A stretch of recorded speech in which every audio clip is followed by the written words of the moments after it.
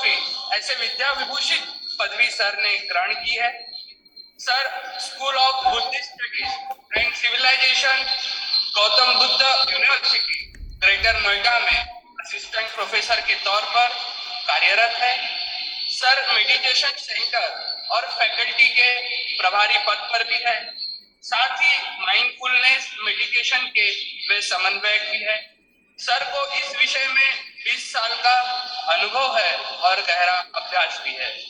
अंतर्राष्ट्रीय आंदोलन में सर की गहरी छाप रही है। 2006 में सर को त्रिरत्न बौद्ध संस्था में नियुक्त किया गया। बौद्ध दर्शन और बौद्ध धर्म पर 3 पुस्तकें सर द्वारा लिखी गई है। उसी के साथ सर ने 35 से अधिक बौद्ध दर्शन संकलन, बौद्ध धर्म, बौद्ध ध्यान जैसे अनेक लेख और जर्नल सर ने प्रकाशित किया है। अंतर्राष्ट्रीय और राष्ट्रीय स्तर पर सर द्वारा 17 से अधिक विभिन्न पेपर प्रस्तुत किए गए हैं। सर ने सामाजिक क्षेत्र में भी अपना बहुमूल्य योगदान दिया है। जैसे सर ने अहमदाबाद की स्लम क्षेत्र में 15 वर्षों की सामाजिक रूप से जुड़ी हुई बौद्ध गतिविधियां चलाई है। सर ने अनेक लोगों को बौद्ध की शिक्षा का अभ्यास करे इस विषय की ओर आकर्षित किया है। सर का समाज के बीच में बौद्ध धर्म का प्रसार करना सर का जुनून और दृष्टिकोण रहा है। तो दोस्तों, अभी समय आ चुका है ऐसे व्यक्तित्व से मिलने का जिनसे मिलकर मन को सुकून मिल जाएगा। हम बड़े खुशनसीब है आज उन्होंने हमारे कार्यक्रम में शिरकत की है। कहते हैं खुशी के फूल उन्हीं के दिलों में खिलते हैं जो आदमी की तरह आदमी से मिलते हैं, जो आदमी की तरह आदमी से मिलते हैं। कई बार ऐसे ही लोग हमें मिलते हैं, हमारे बीच विराजमान होते हैं, तो हमारे लिए प्रेरणा बन जाते हैं। आंखों में करुणा, दिल में दया, होठों पर मुस्कान। आंखों में करुणा, दिल में दया, होठों पर मुस्कान। मुश्किल है मिल पाना जग में आप जैसा इंसान। मुश्किल है मिल पाना जग में आप जैसा इंसान।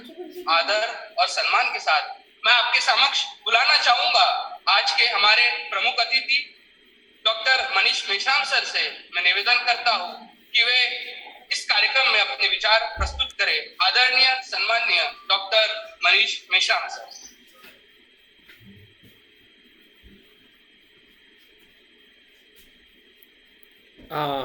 Thank you very much. जिन्होंने परिचय दिया है उनका नाम मुझे यहाँ पे जो दिखाई दे रहा है नागसेन के नाम पे है, डॉक्टर नागसेन। मुझे लगता है कि सर अभिषेक पाटिल। अभिषेक पाटिल। हाँ। तो बहुत बहुत सबसे पहले मैं उनका ही धन्यवाद करना चाहता हूँ कि उन्होंने बहुत ही सुंदर तरीके से आज के इस कार्यक्रम का संचालन कर रहे हैं। तो बहुत बहुत साधुवाद। और आपने जो मेरा संक्षिप्त परिचय देके यहाँ पे उपस्थित सभी महानुभाव और सभी विद्यार्थियों को मेरा प्यार भरा जय भीम, नमो बुद्धाय। परिचय देने से हम जो नहीं जानते हैं उनके साथ हम संपर्क करने के लिए एक प्रकार से हम एक मैत्री का सेतु निर्माण करते हैं। तो आज के इस कार्यक्रम में जो मुझे अवसर मिला है उस अवसर को मैं एक सुनहरा अनुभव के तौर पे मैं आपके सामने जो विषय मुझे मिला है बाबा साहब डॉक्टर अंबेडकर ऑन बुद्धिज़्म, इस विषय को मैं किस प्रकार से आपके बीच में संवाद करने वाला हूँ उस तरफ जाने के पहले मैं सबसे पहले PWS कला वाणिज्य एवं विज्ञान महाविद्यालय नागपुर के द्वारा UGC द्वारा मान्यता प्राप्त डॉक्टर अंबेडकर अध्ययन केंद्र की ओर से प्रमाण पत्र अभ्यासक्रम के अंतर्गत जो गतिविधियाँ जो कोर्स चल रहा है और उस कोर्स में जो भी सम्मानीय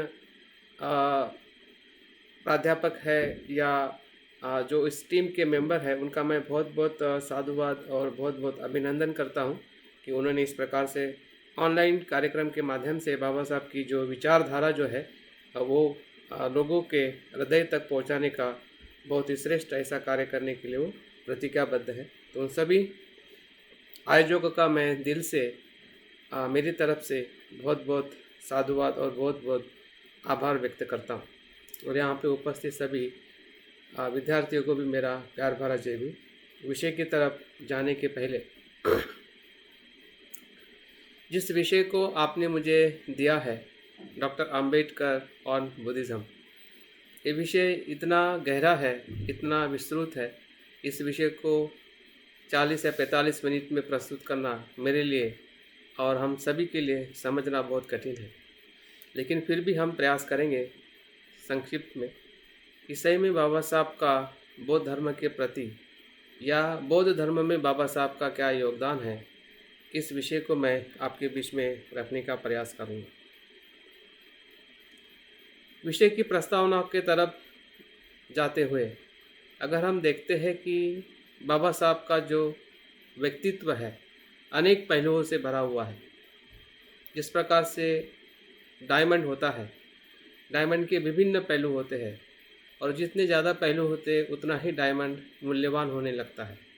उसी प्रकार से बाबा साहब के व्यक्तित्व को अगर हम समझते हैं या हम जानते हैं, उसके बहुत सारे पहलू हैं। अभी एक एक पहलू पे भी अगर हम चर्चा करें और समझने का प्रयास करें तो बहुत हमें अध्ययन की और समझने की हमें ज़रूरत पड़ सकती है। लेकिन आज हम 2 या 3 पहलुओं को हम छूने वाले हैं कि बाबा साहब का जो दर्शन है या बाबा साहब का व्यक्तित्व है बौद्ध धर्म के प्रति कैसे आकर्षित हुआ और किस प्रकार से बौद्ध धर्म में अपने कार्य को या अपने आंदोलन को किस प्रकार से वो करते रहे और उसका जो परिणाम जो है वो हमारे जीवन में क्या हो रहा है। तो अगर हम बाबा साहब के विभिन्न पहलू का अगर थोड़ा भी जिक्र करते हैं तो बाबा साहब को हम समाज सुधारक कहते हैं, समाज शास्त्री कहते हैं, अर्थशास्त्री कहते हैं, साहित्यकार कहते हैं, सिंबल ऑफ नॉलेज कहते हैं, बोधिसत्व कहते हैं, कायदे पंडित कहते हैं, समानता के पुरस्कार कहते हैं, महिलाओं के उद्धारक कहते हैं और भारतीय संविधान के निर्माता भी कहते हैं। तो बाबा साहब के विभिन्न पहलुओं को जब हम देखते हैं, जिस व्यक्तित्व को हम आज अभ्यास करने वाले हैं या उसकी जो कुछ महत्वपूर्ण जो बातें हैं उसको मैं आपके बीच में प्रस्तुत करने वाला हूँ। तो इस विषय को मैंने 4 मुद्दों में विभाजित किया है और एक एक जो मुद्दा जो है उससे इस विषय का एक आंतरिक पहलू है। इस समय में डॉक्टर अंबेडकर ऑन बुद्धिज़्म, या उसको हम ऐसा भी देख सकते हैं कि बौद्ध धर्म में डॉक्टर अंबेडकर या डॉक्टर अंबेडकर का बौद्ध धर्म। इन विभिन्न पहलुओं से हम इस विषय के आंतरिक जो अनुभव है या आंतरिक उसके पहलू है उसको हम छूने का प्रयास करेंगे। तो 4 बातों को मैं आपके बीच में प्रस्तुत करने वाला हूँ। पहला जो उद्देश्य है इस विषय को सफल करने के लिए या समझने के लिए, तो इस बात से हम बाबा साहब के और बुद्धिज़्म के संबंध को या उनके जीवन में जो बौद्ध धर्म का अस्तित्व है या उनका योगदान है, तो एक पहले मुद्दे के साथ हम आगे बढ़ सकते हैं।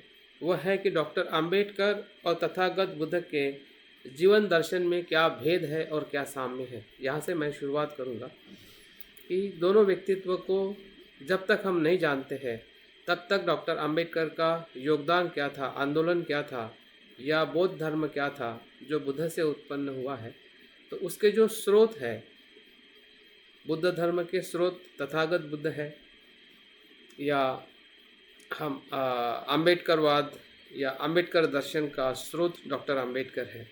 तो दोनों व्यक्तित्व को हम संक्षिप्त में दोनों के भेद और साम्य को हम देखेंगे ताकि हमें उसकी जो शुरुआत जो है, विषय की शुरुआत से हम आखिरी उसका जो परिणाम है, जब हम कारण को देखते हैं तो कारण के साथ उसका जो परिणाम है वो हमें दिखने लगता है।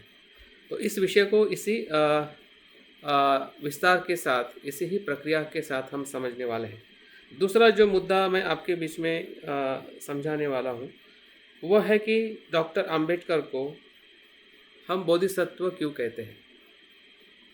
ये विषय मुझे लगता है ये बहुत ही महत्वपूर्ण आदर्श है, महत्वपूर्ण जीवन है कि जिस बाबा साहब को हम बोधिसत्व कहते हैं, तो सही में बाबा साहब का बोधिसत्व का उद्भव कब, कहाँ पे और कैसे हम देख पाते हैं पूरे उनके व्यक्तित्व में, ये भी इस विषय के साथ जुड़ा हुआ मुद्दा है। तीसरा जो मुद्दा मैं आपके बीच में रखने वाला हूँ वो है डॉक्टर अंबेडकर का आधुनिक बौद्ध धर्म में क्या योगदान रहा है। उनके व्यक्तिगत विचारों से या उनकी ग्रंथ रचनाओं से या उनके संस्था की जो स्थापित किया है या स्थापना की है, उनके माध्यम से किस प्रकार से बाबा साहब का योगदान रहा है, उसके बारे में भी थोड़ी बात मैं करने वाला हूँ। और तीसरा और अंतिम जो पहलू जो है वो है कि बाबा साहब के हम सभी अनुयायी हैं, और एक अनुयायी के तौर पर हमें क्या सफलता मिली है या हमें क्या विफलता मिली है, उसका भी मुझे लगता है कि अवलोकन करना बहुत ज़रूरी है, ताकि हमें सिर्फ बाबा साहब की बात नहीं करनी है कि बाबा साहब ने क्या किया, बाबा साहब को हम बोधिसत्व क्यों कहते हैं, लेकिन साथ साथ में हम इसका भी आखिरी मुद्दे में हम अवलोकन करेंगे कि एक बाबा साहब का बौद्ध अनुयायी होने के नाते या बाबा साहब का अनुयायी होने के नाते हमारी क्या सफलताएं हमें मिली है, और क्या अभी भी हम विफल है, अभी भी किसी बातों का हम में अभाव है, और उस अभाव को पूर्ण करने के लिए हमारे पास में क्या उपाय हो सकते हैं, इसका भी कुछ मैं आपके बीच में समीक्षा करने वाला हूँ। तो ये विषय एक प्रकार से पूरा समीक्षात्मक विषय है, अध्ययन का विषय है, और इस विषय के अंतर मैं हर बात जो बताऊंगा ज़रूरी नहीं है कि वो पूरी तरह से मैं उसको विश्लेषण कर पाऊंगा, क्योंकि आपके विषय के अंतर्गत बहुत सारे विद्वानों ने बात आपके बीच में की है विस्तृत बाबा साहब के विभिन्न पहलुओं पे, तो मैं उस बात का जिक्र इसमें आ सकता है, लेकिन मैं संदर्भ के तौर पे ही उस बात को मैं आपको बताऊंगा, ताकि बाकी बातें हम सबको पता है कि बाबा साहब के जीवन में आर्थिक पहलू क्या था, सामाजिक क्या था, राजकीय किस प्रकार से उनका दर्शन था। तो इन सभी बातों का मैं विस्तृत समीक्षा नहीं करने वाला हूँ, लेकिन मैं ये ज़रूर बताने का प्रयास करूँगा कि बौद्ध धर्म के दर्शन से या बौद्ध धर्म के साथ बाबा साहब का किस प्रकार से इन सभी बातों का संदर्भ है या उसका संबंध है, इसके बारे में मैं ज़रूर बताना चाहूँगा। तो विषय की तरफ मैं आगे आप लोगों को ले जाना चाहता हूँ। जैसे कि हम सबसे पहले अगर हम आज की बात करते हैं कि हम किस युग में हम जी रहे हैं, और इस युग के अंदर मनुष्य का जन्म होना ये कितना दुर्मिळ है, कितना कठिन है। बुद्ध एक समय में ऐसी ही कहानी बताते हुए बताते हैं कि मनुष्य का जन्म कितना दुर्मिळ है।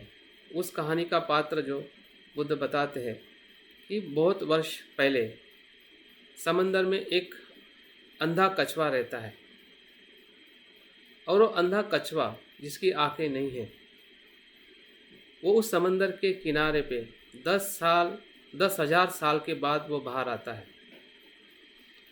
और इतने सालों के बाद वो एक बार बाहर आता है, और किनारे पे एक जो अंडा है वो इंतज़ार करता है कि वहाँ पे आके उस अंडे पे वो कछुआ स्पर्श करेगा और उस अंडे में से जीव बाहर आएगा। तो कल्पना करिए कि एक तो अंधा कछुआ है, और वो जो अंडा जो इंतज़ार कर रहा है अपने उस अंडे से बाहर आने के लिए, वो कहाँ पे है उस कछुए को पता नहीं है। तो ऐसे कितने बार वो बाहर आता होगा 10,000 या 1,000 वर्ष के बाद, और कहाँ पे घूम पे वापस चला जाता होगा, फिर भी उसके वो अंडे के पास नहीं जा पा रहा होगा। लेकिन एक समय ऐसा आता है कि वो अंडे के पास जाता है और उस अंडे को स्पर्श करके तोड़ के उसमें से जीव बाहर आता है। तो मनुष्य का भी जीवन इसी प्रकार से जन्म होता है, और ऐसे अनेक हमारे पुण्य कर्म होने के बाद, पुण्य कर्म के संचय करने के बाद हम मनुष्य योनि में हमारा जन्म होता है। तो बुद्ध एक कहानी हमें इसलिए बताते हैं कि बुद्ध मनुष्य जीवन में हमें क्या प्राप्त करना है, हमें क्या बनना है और हमारे पास में कितना छोटा समय है। किसी भी समय हम मृत्यु के क्षण में हम रूपांतरित हो सकते हैं। हमारे जीवन का जो अस्तित्व जो है बहुत ही क्षणिक है और ऐसे क्षणिक और अनित्य जीवन में हमने किसके लिए जीना है, कैसे जीना है, हाँ? और उसका ही मार्ग, उसी का ही उपदेश बुद्ध अपने वाणी से, जिसे हम बुद्ध की वाणी कहते हैं, वो लोगों को अपने जीवन का सार्थक या सही उद्देश्य समझाने के लिए निरंतर प्रयास करते हैं। तो इसी प्रकार से अगर हम आज के जीवन में भी देखते हैं कि इस 2 साल या 3 साल से लेके हम जिस कोविड या कोरोना के संघर्ष के साथ हम निरंतर जी रहे हैं, भय में, मृत्यु में, और हम इस मनुष्य जीवन को बचाने के लिए निरंतर प्रयास कर रहे हैं। तो ऐसे विपरीत परिस्थिति में, दुख की परिस्थिति में भी बुद्ध का धम्म या बुद्ध की शिक्षा किस प्रकार से लोगों को मदद करती है, ये हमें स्वयं ही अपने जीवन में दिखने लगा है। और इतना ही नहीं कि आधुनिक संशोधन से यह भी बताया गया है कि बुद्ध की शिक्षा या बुद्ध की ध्यान परंपरा है, ये किस प्रकार से ऐसे बीमारियों से, तनाव से या दुखों से मुक्त करने के लिए हमें मदद कर सकती है। तो आधुनिक परिप्रेक्ष्य में अगर हम बुद्ध धर्म की अगर हम बात करते हैं तो पूरी तरह से वो हमें प्रासंगिक लगती है और हमारे जीवन का जो कुछ भी तनाव है, जो कुछ भी समस्या है, भले वो समस्या सामाजिक हो, आर्थिक हो, मानसिक हो या किसी प्रकार की भी समस्या है, उस हर समस्या से लड़ने के लिए या उससे मुक्त होने के लिए हमें आशा देती है। आशावाद बौद्ध धर्म की सबसे बड़ी देन है, लेकिन वो आशा तभी निर्माण होती है कि जब हम समस्या को स्वीकार करते हैं या समस्या का हम सही तरीके से अवलोकन करते हैं, या मनुष्य जीवन की जो क्षणभंगुरता है या मनुष्य जीवन की जो अनित्यता है उसको जब हम जानते हैं, तभी हम बुद्ध की शिक्षाओं को आज के प्रासंगिक जीवन में, जिस जीवन में हम वैज्ञानिक और टेक्नोलॉजी के युग में हम जी रहे हैं, ऐसे युग में भी हम बुद्ध की शिक्षा से आगे बढ़ सकते हैं। तो ऐसे विपरीत परिस्थिति में भी बुद्ध की शिक्षा हमें कैसे मदद कर सकती है, ये हमें बुद्ध ने भी उस समय बताया है और बाबा साहब ने भी हमें इस समय बताया है। और आज जिस समय से हम गुजर रहे हैं, तो हम स्वयं भी इस परिस्थिति को देख पा रहे हैं और हमारे आसपास के जो भी हमारे माता पिता है या हमारे जो भी मित्र है, वो भी हमें समझाने का प्रयास कर रहे हैं कि जीवन कितना क्षणभंगुर है, कितना समस्याओं से भरा हुआ है। वो समस्या कितनी भी प्रकार की हो सकती है, लेकिन वो दुख ही है और संसार हमेशा दुख में ही उत्पन्न होता है।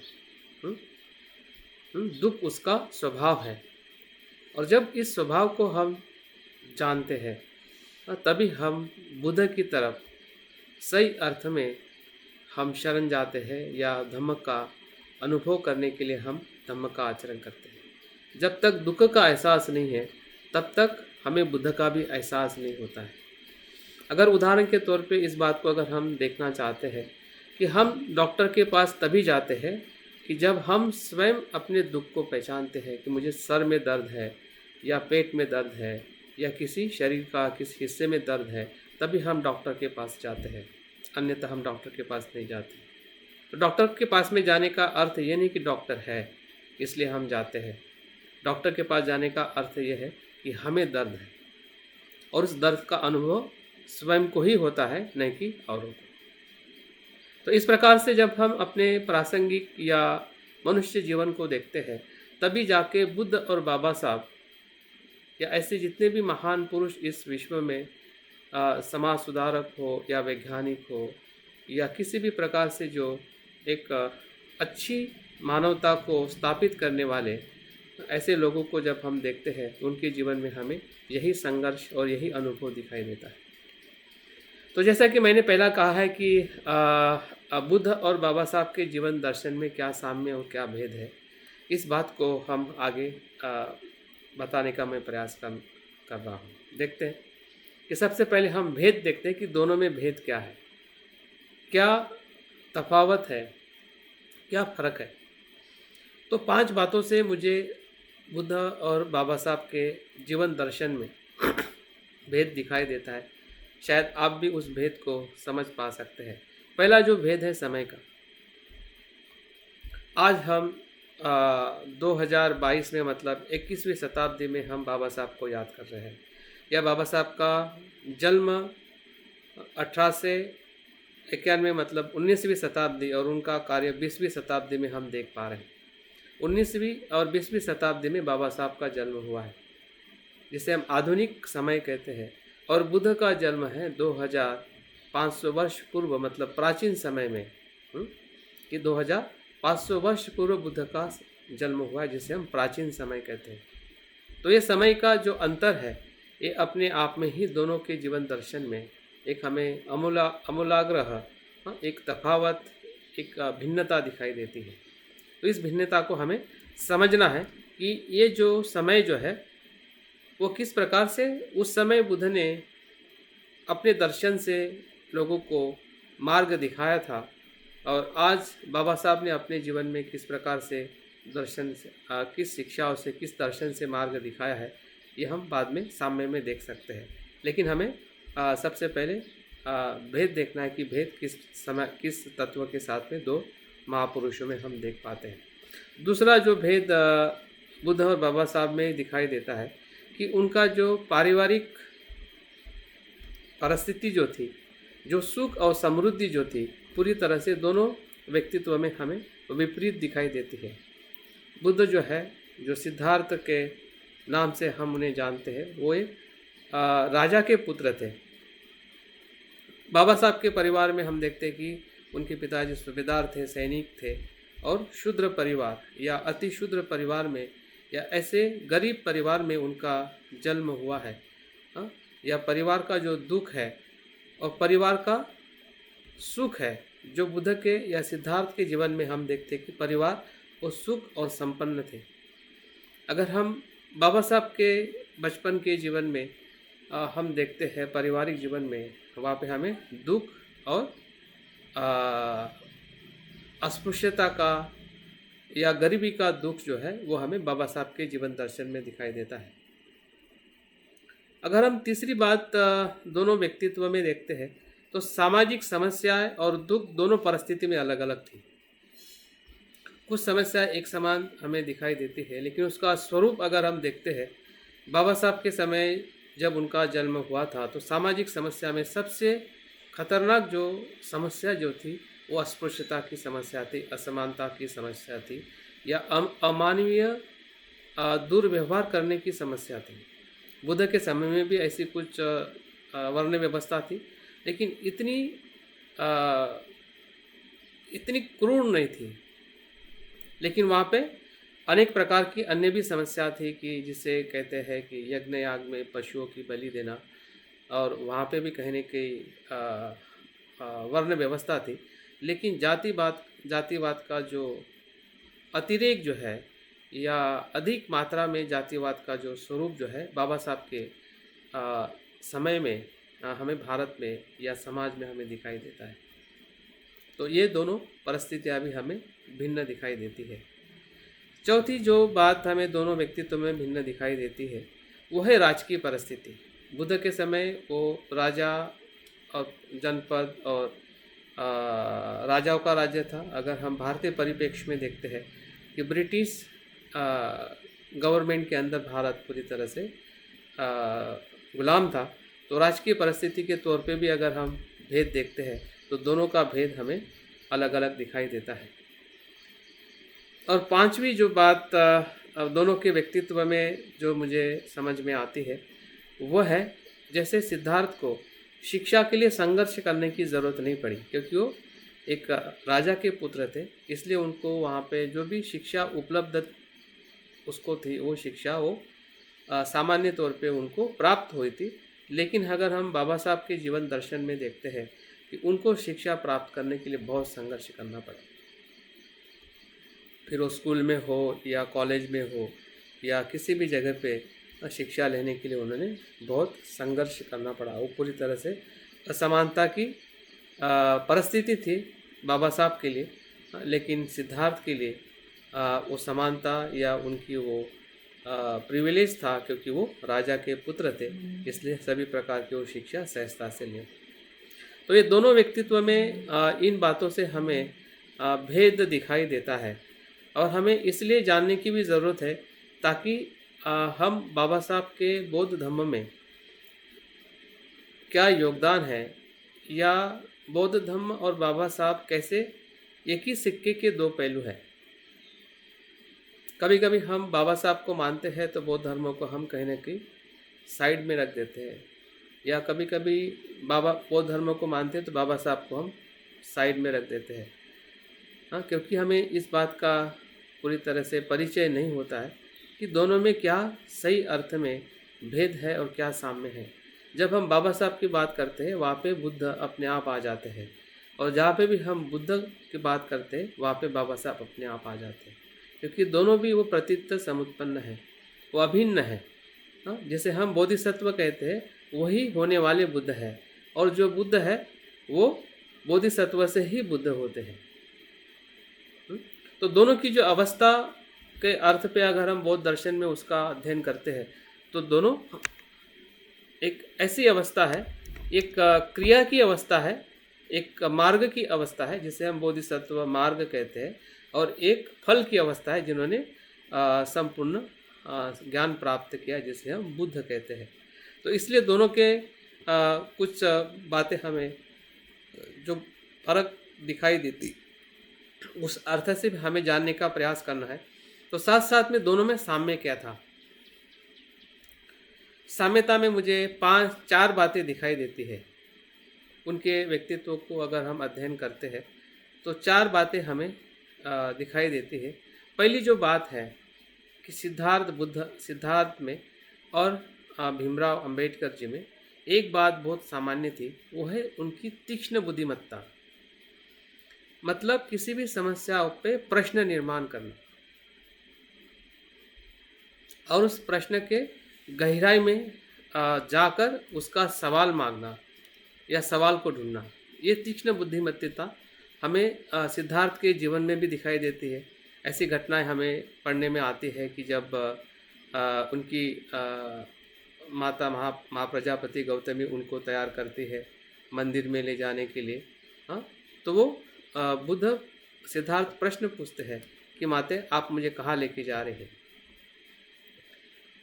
हाँ, तो भगवान के प्रति उनका प्रश्न करना, या जब उनकी माता कहती है कि क्षत्रिय का धर्म जो है युद्ध करना है, हाँ, तब भी सिद्धार्थ प्रश्न पूछते हैं कि मनुष्य से युद्ध करना एक कैसे धर्म हो सकता है।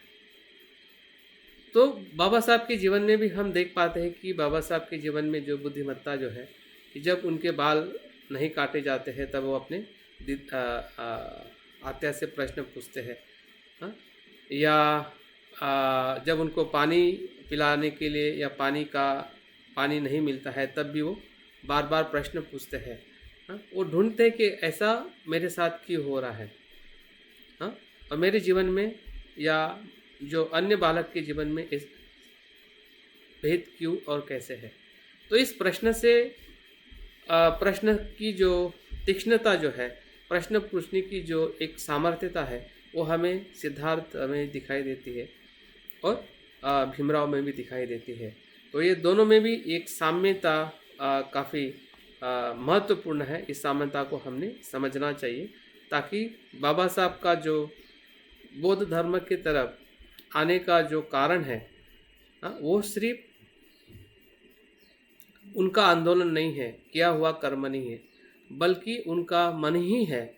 जिस प्रकार से सिद्धार्थ बोधिसत्व होकर बुद्ध होते हैं, उसी प्रकार से बाबा साहब भी अपने जीवन में बोधिसत्व के रूप में कैसे उनका मन था, उनकी बुद्धिमत्ता थी, इसको परीक्षण करते हुए हमें स्वीकार करना ये हमारे लिए बहुत ही ज़रूरी है। अगर हम परीक्षण नहीं करेंगे, ऐसे ही स्वीकार करेंगे, तो बाबा साहब को एक तरफ पे हम बोधिसत्व तो ज़रूर कहते हैं, लेकिन हम दिल से बाबा साहब को बोधिसत्व नहीं मानते हैं। हमें लगता है कि बाबा साहब का बोधिसत्व होना ये बात की प्रक्रिया है, जबकि उनके जन्म से ही वो प्रक्रिया शुरू हो जाती है। अगर हम उनके जीवन के गहरे पहलुओं को या विभिन्न पहलुओं को हम देखते हैं जिस प्रकार से सिद्धार्थ के जीवन में था। दूसरी जो साम्यता दोनों व्यक्तित्व में दिखाई देती है वो है दुख का सूक्ष्म अध्ययन करना। ये आसपास में जो भी समस्या सिद्धार्थ को दिखाई दी, जब वो किसी रोगी इंसान को देखा, बीमार इंसान को देखा, बूढ़े इंसान को देखा या मृत इंसान को देखा, तो उसके मन में प्रति प्रश्न चिंतन शुरू होने लगा। अगर हम बाबा साहब के या जब बाबा साहब का युवा समय था या वो युवा थे या उनके बचपन के समय में, फिर वो उनका जीवन सातारा का हो या मुंबई का हो, तो उस जीवन में उन्होंने पूरी तरह से अस्पृश्यता के दुख को महसूस किया है। वेटिंग फॉर वीज़ा, अगर इस ग्रंथों को बाबा साहब के लिखे हुई जो आत्मचरित्र हम पढ़ते हैं तो पूरी तरह से अस्पृश्यता का दुख उन्होंने किस प्रकार से सहन किया, किस प्रकार से महसूस किया, इसका सविस्तर और जीवंत वर्णन हमें बाबा साहब के उस छोटे किताब में या ग्रंथ में हमें दिखाई देती है।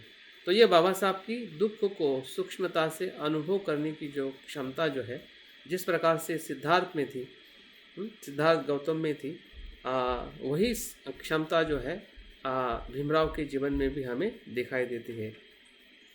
तीसरी और महत्वपूर्ण जो बात बुद्ध और बाबा साहब में दिखाई देती है वह है बुद्ध का गृह त्याग, तपस्या और ज्ञान प्राप्ति। तो बाबा साहब के जीवन में भी ये 3 पद या 3 प्रक्रिया दिखाई देती है। उन्होंने भी गृह त्याग किया, पढ़ाई के लिए भारत से अमेरिका जाना, इंग्लैंड जाना, जर्मनी जाना, परिवार का हमेशा वियोग में रहना, परिवार से दूर रहना, ये गृह त्याग नहीं है तो और क्या है। गृह त्याग का अर्थ ये नहीं है कि चिवर पहन के घर को छोड़ देना मतलब गृह त्याग होना, ये सामान्य परिभाषा है। लेकिन गृह त्याग की सच्ची अगर परिभाषा देखते हैं, गृह त्याग का अर्थ ही है कि जीवन की पुनर्रचना करना या सत्य को ढूंढना। जिस प्रकार से सिद्धार्थ ने इस दुख को देख के गृह त्याग किया, उन्होंने अपने सुंदर पत्नी, महल, अपनी जो संपन्नता है, समृद्धि है, सुख है, सभी सुख का उन्होंने परित्याग किया। इसलिए नहीं सिर्फ उन्होंने दुख का अनुभव हुआ, बल्कि उनको यही उम्मीद थी कि इस दुख का मैं कारण ढूंढूंगा मेरे लिए और सभी के लिए। और उससे उनकी जो तपस्या जो है उस समय उपस्थित या जो भी उपलब्ध जो शिक्षाएं को प्राप्त करके, अलग अलग पद्धतियों को उनका अनुभव लेके अंतिमता मध्य मार्ग से उन्होंने ज्ञान की प्राप्ति की।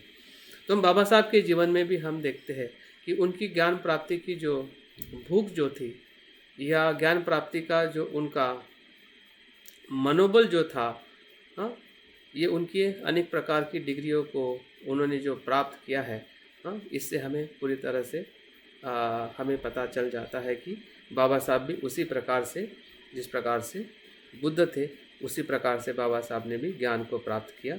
और इसलिए हम उनके सिंबल ऑफ नॉलेज कहते हैं, क्योंकि उनको उस ज्ञान को प्राप्त करने से ही उन्हें हम सिंबल ऑफ नॉलेज कहते हैं। और चौथी और जो महत्वपूर्ण बात दोनों व्यक्तित्व में दिखाई देती है वो है समाज हित और करुणा भावना। क्योंकि बुद्ध का गृह त्याग ही करुणा भावना से हुआ था। वो सिर्फ स्वयं के दुख को मुक्त करने के लिए उन्होंने गृह त्याग नहीं किया। अगर ऐसा होता कि उनकी समस्या के कारण ही अगर उन्होंने गृह त्याग किया होता, जैसे कि बाबा साहब कहते हैं कि वो उस पानी के कारण जो हिंसा हो रही थी वो बाद में रोकी गई। और जब उनके पिताजी सिद्धार्थ को फिर से वापस ले आने के लिए भेजते हैं मंत्री को, तो सिद्धार्थ कहते हैं कि अभी मैं वापस नहीं आऊँगा, भले वो समस्या हल हो गई है, क्योंकि मेरे गृह त्याग का कारण सिर्फ वो नहीं था, क्योंकि मैं दुख के कारण को ढूंढकर संसार के सभी दुखों के लोगों के दुख को मैं मुक्त करने के लिए गृह त्याग किया। तो सिद्धार्थ का जो गृह त्याग या समाज हित की और करुणा भावना की जो भावना है, वही बाबा साहब के पूरे जीवन में उनके आंदोलन में हमें दिखाई देती है। तो इस प्रकार से अगर हम बाबा साहब और बुद्ध का अगर जीवन दर्शन, जहाँ पे हमें एक भिन्नता दिखाई देती है समय या उनकी जो पारिवारिक परिस्थिति है या सामाजिक परिस्थिति है, राजकीय परिस्थिति है या शैक्षणिक जो कुछ भी आ, आ, अवसर है, हाँ, लेकिन साथ साथ में दोनों में जो साम्य जो हमें दिखाई देता है वो है उनकी बुद्धिमत्ता है या दुख का अध्ययन है या गृह त्याग, तपस्या और ज्ञान प्राप्ति है और समाज हित और करुणा भावना है। तो इन बातों से हमें बुद्ध और बाबा साहब भले कुछ बातों से भिन्न दिखाई देते हैं, लेकिन इन बातों से वो पूरी तरह से साम्य है, हाँ। और उस साम्यता का ही हमें आज के प्रासंगिक में या आज के युग में हमें ज़्यादा से ज़्यादा उसका हमें लाभ मिल रहा है। अन्यथा दोनों व्यक्तित्व में बहुत तफावत है, समय और परिस्थिति से, लेकिन उनकी जो साम्यता है एक मानवता की साम्यता है। बुद्ध भी मानव थे और मानव को ही एक मानव के दुख का एहसास होता है। एक मनुष्य को ही मनुष्य के दुख का एहसास होता है और उसी एहसास से बुद्ध का जन्म होता है, उसी एहसास से बोधिसत्व का जन्म होता है। उसका ऐसा कोई परिप्रेक्ष्य ही नहीं होता है जिस प्रकार से हमें बताया जाता है कि जाति हो या कोई धर्म हो, ऐसा नहीं है कि बौद्ध धर्म में ही बोधिसत्व और बुद्ध पैदा होते, ऐसा नहीं है। या विशिष्ट जाति में ही बुद्ध बोधिसत्व पैदा होते, ऐसा नहीं है। वो किसी भी जाति में, किसी भी धर्म में, किसी भी समय में और किसी भी परिप्रेक्ष्य में उनका जन्म होता है। इस बात को मानना और समझना, तभी हमें बाबा साहब के दूसरे पहलुओं को देखने का हमारा मन जो है तैयार हो सकता है कि बाबा साहब बोधिसत्व क्यों और कैसे हैं। सिर्फ उनको बोधिसत्व का पद किसी ने दिया है और उसी पद का हम भी गुणगान करते हैं और हम मान लेते हैं कि हम बाबा साहब को बोधिसत्व मान चुके हैं। लेकिन जब मैं अध्ययन करता हूँ या मुझे जो समझ में आता है, तब कहीं ना कहीं हमारा जो आंतरिक मन है या जो अस्पष्ट मन है वो उतने प्रमाण में बाबा साहब को बोधिसत्व नहीं मानता है, क्योंकि हमारी पूरी तरह से स्पष्टता नहीं है या हम पूरी तरह से बाबा साहब के व्यक्तित्व को या उनके आंदोलन को पूरी तरह से हम निरीक्षण और परीक्षण करने में कहीं ना कहीं असमर्थ रहते हैं। तो मैं इस दूसरी बात की तरफ आपको मैं ले जाना चाहता हूँ कि बाबा साहब बोधिसत्व क्यों और कैसे। जब हम बोधिसत्व इस शब्द को सुनते हैं, पढ़ते हैं, अध्ययन करते हैं, विशेषता बौद्ध परंपरा में, तो उसका अर्थ हमें कहीं ना कहीं स्पष्टता से पढ़ने और समझने में आता है कि बोधिसत्व वो होता है, बोधि का मतलब है संबोधि को प्राप्त करने वाला सत्व। ये सामान्य अर्थ है, क्योंकि उस शब्द से ही वो अर्थ बना है या उस शब्द दो शब्द मिलके ही वो शब्द बना है जिसे हम बोधि सत्व कहते हैं। लेकिन उसकी जो परिभाषा और थोड़ी सकुलता में हम जाते हैं, विशेषता महायान परंपरा में या महायान परंपरा से आए हुए जो बोधिसत्व का जो आदर्श है, वो उसकी परिभाषा और विस्तृत बताता है कि वो व्यक्ति कि जो सभी के हित और कल्याण के लिए या सभी के दुखों को मुक्त करने के लिए बुद्धत्व प्राप्त करने की महत्वाकांक्षा रखता है या प्रतिज्ञाबद्ध होता है, उसे बोधिसत्व कहते हैं। जो सिद्धार्थ के जीवन में ही ये आदर्श हमें विकसित होते हुए दिखाई देता है। ये कोई महायान धर्म का ही आदर्श है, ऐसा नहीं है। लेकिन कभी कभी हम अध्ययन नहीं करते हैं और हम संकुचित अर्थ से देखते हैं कि ये तो महायान धर्म का आदर्श है, जबकि बाबा साहब ने तो हमें थेरवाद का आदर्श दिया है। लेकिन जिस थेरवाद को हम बुद्ध के दर्शन से आया हुआ हम थेरवाद कहते हैं, तो स्वयं बुद्ध जो है, सिद्धार्थ बुद्ध भी इसी ही आदर्श को आचरण करते हुए वो बुद्ध हुए हैं। तो सभी के दुखों को मुक्त करने के लिए उन्होंने बुद्धत्व प्राप्त किया है, न कि सिर्फ स्वयं के दुख को मुक्त करने के लिए। तो ऐसे बोधिसत्व के आदर्श को जब हम इस परिभाषा से बाबा साहब के जीवन में लगाकर देखते हैं, तो दो बातें वहाँ पे हमें समझनी ज़रूरी है। विशेषता बौद्ध धर्म की जो बोधिसत्व की जो संकल्पना है या उसका जो उसकी जो प्रक्रिया है, दो शिक्षा से आगे बढ़ती है या दो मूल्य से आगे बढ़ती है, वो है बोधिचित्त और पारमिता। बोधिचित्त का ही दूसरा अर्थ जो है करुणा का चित्त।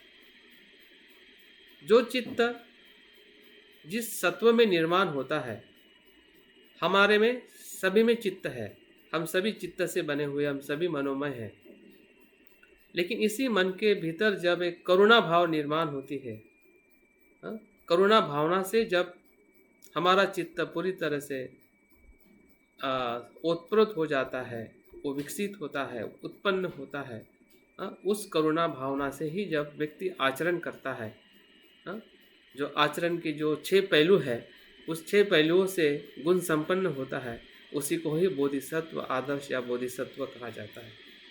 तो ये पारंपरिक रूप पे हमें सभी को पता है, लेकिन बाबा साहब के जीवन के अंतर्गत वो कहाँ पे उत्पन्न हुआ और कैसे विकसित किया, इसको मुझे लगता है कि थोड़ा मैं बताने का प्रयास करूँगा, ताकि हमें इसका पूरी तरह से एहसास हो कि हाँ, इसके कारण मैं बाबा साहब को बोधिसत्व कहता हूँ, या लोगों ने भी बाबा साहब को बोधिसत्व इसी के कारण कहा होगा जब बाबा साहब के जीवन में एक ऐसे बोधिचित्त का निर्माण हुआ था और उन्होंने अपने जीवन में 6 पारमिताओं का उनके विभिन्न सामाजिक, शैक्षणिक या राजकीय और धार्मिक आंदोलनों में किस प्रकार से 6 पारमिता का आचरण करते हुए उन्होंने अपने जीवन को बुद्ध धम्म संघ को समर्पित किया, या लोगों के हित के लिए पूरा उन्होंने जीवन समर्पित किया। तो पहला जब प्रश्न हम पूछते हैं या हम जानने का प्रयास करते हैं कि बाबा साहब के जीवन में बोधिचित्त का उद्भव कब हुआ, जैसे कि प्रारंभिक प्रस्तावना में हमारे डॉक्टर साहब ने कहा था कि जब बाबा साहब 10वीं की मैट्रिक परीक्षा पास होने के बाद उनका जो सम्मान हुआ था, और उस सम्मान के समारोह में उनको बुद्धचरित इस ग्रंथ की भेंट दी थी। यही पहला बोधिचित्त निर्माण होने की घटना है। अभी इस घटना को हम सामान्य तौर पे अनेकों बार हम वर्णन करते हैं या हम प्रस्तुत करते हैं कि बाबा साहब का पहला परिचय जो है इसे ही बुद्धचरित इस ग्रंथ को पढ़ने से आया है। लेकिन क्या इस घटना का बाबा साहब के जीवन में बोधिचित्त का निर्माण होना, क्या इस घटना के साथ उसको हम देखते हैं क्या, या उसका विश्लेषण हम कर सकते हैं क्या? तो मैं इसलिए इसका विश्लेषण कर रहा हूँ क्योंकि बाबा साहब जब बुद्ध एंड हिज धम्मा की प्रस्तावना लिखे थे, जो अनपब्लिश प्रस्तावना है, उसमें बाबा साहब इसी का जिक्र करते हैं कि जब मैं पहली बार इस बुद्धचरित को पढ़ा था और मेरे मन में जो उथल पुथल हुई थी, उथल पुथल का मतलब एक परिणाम, एक ऐसा परिणाम, ऐसा प्रभाव कि उनके पूरे उस समय तक जो उनके पास में अस्पृश्यता का जो अनुभव था, दुख का जो अनुभव था, उसको पूरी तरह से एक दर्शन देने वाला, एक प्रकाश देने वाला, एक आशा देने वाला कोई अनुभव उनके जीवन में रहा था। वो ग्रंथ पढ़ने के बाद उनको भीतर से ऐसा लगने लगा कि हाँ, यही तो दर्शन है, जिस दर्शन से, जिस आशा से मैं इस दुख से मुक्त हो सकता हूँ, जो दुख मैंने अभी तक अनुभव किया।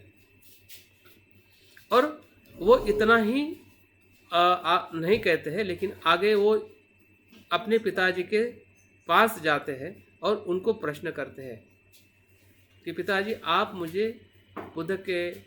बुद्ध धर्म की ग्रंथ है या रचनाएं या मुझे पढ़ने के लिए क्यों नहीं दी? आपने रामायण महाभारत मुझसे पढ़वाया, जबकि मुझे ना राम में रुचि है ना कृष्ण में रुचि है, उनके व्यक्तित्व में कुछ भी ऐसा नहीं है कि जो मुझे प्रेरणा दे सकती है। फिर भी आपने मुझे पूरी तरह से ये पढ़ने के लिए मुझे मजबूर किया या मैं पढ़ते रहा, लेकिन आपने कभी भी बुद्ध के जीवन से संदर्भित कोई भी आपने मुझे ग्रंथ नहीं दिया। उनके पिताजी अशब्द हो जाते हैं,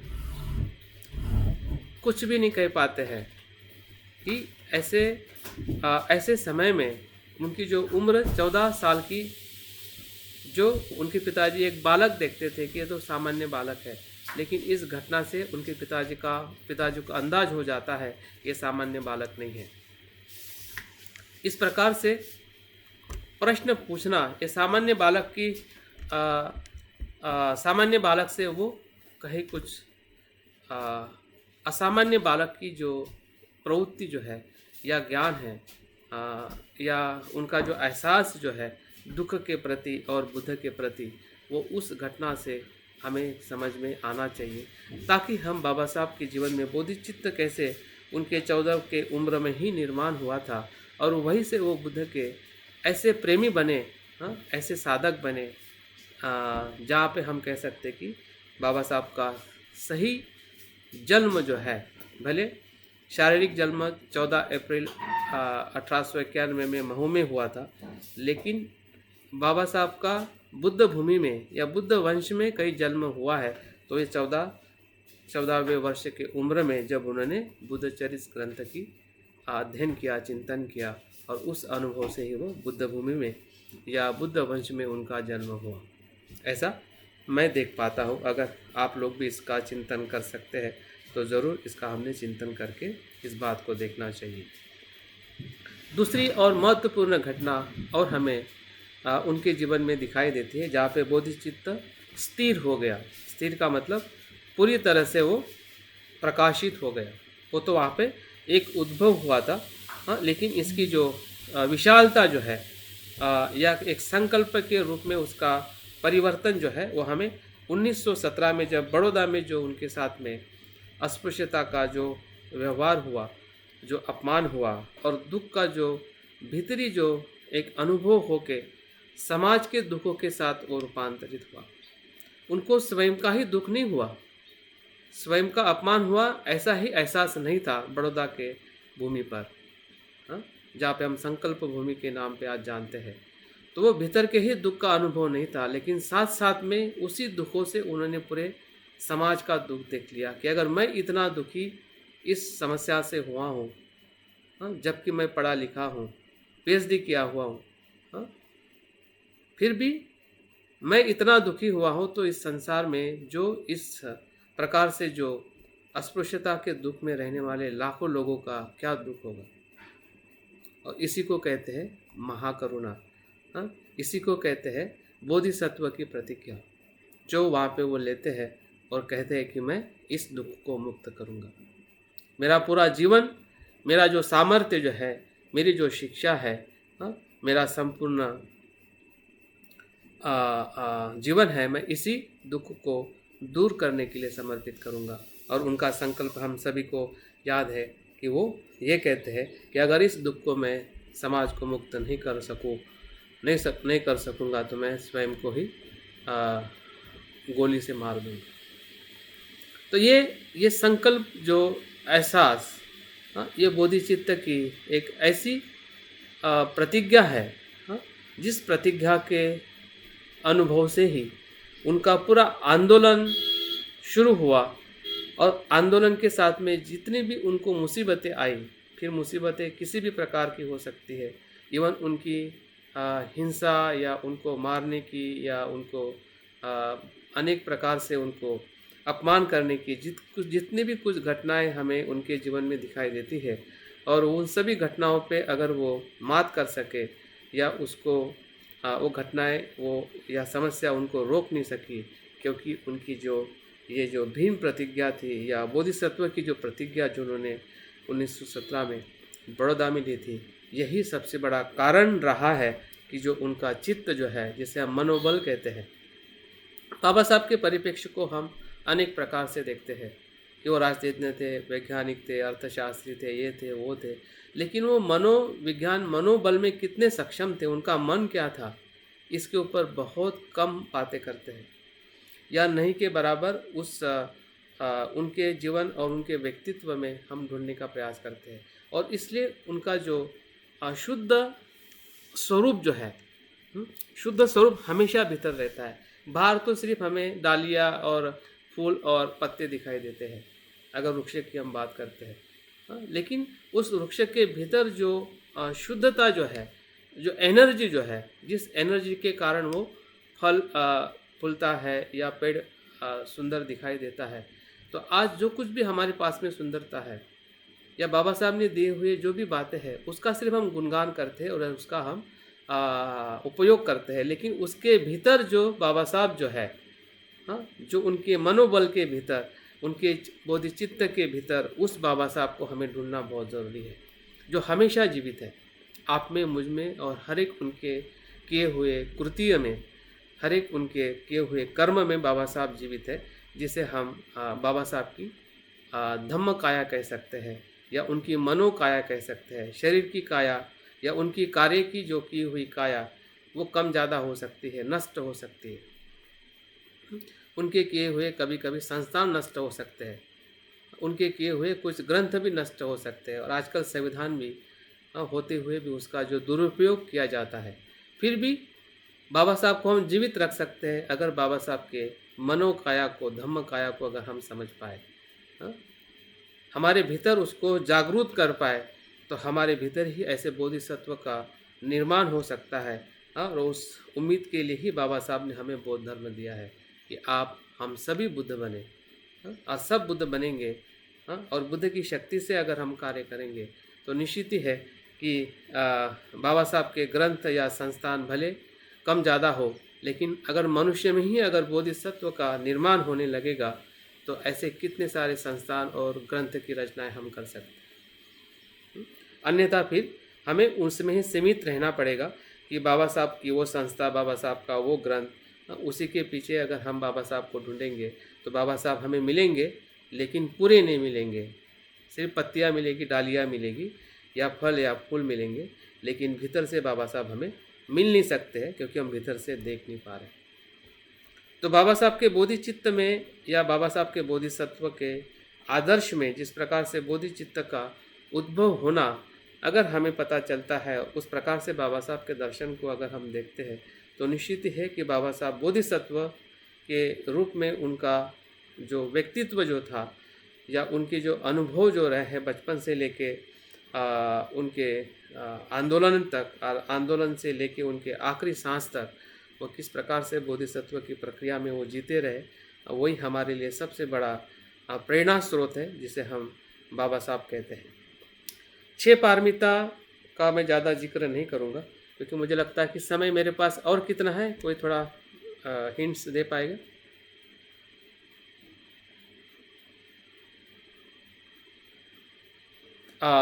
डॉक्टर नागसेन जी, समय मेरे पास कितना है? और